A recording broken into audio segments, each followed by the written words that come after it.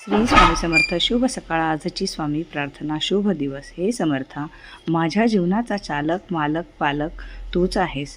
हा जीवन प्रवासात कितीही समस्या येऊ देत वा संकट येऊ दे, आता आम्हाला त्याची पर्वा नाही, कारण माझ्या जीवनात तुझे अधिष्ठान आहे आणि जिथे तुझे अधिष्ठान तिथे समस्याच नाही.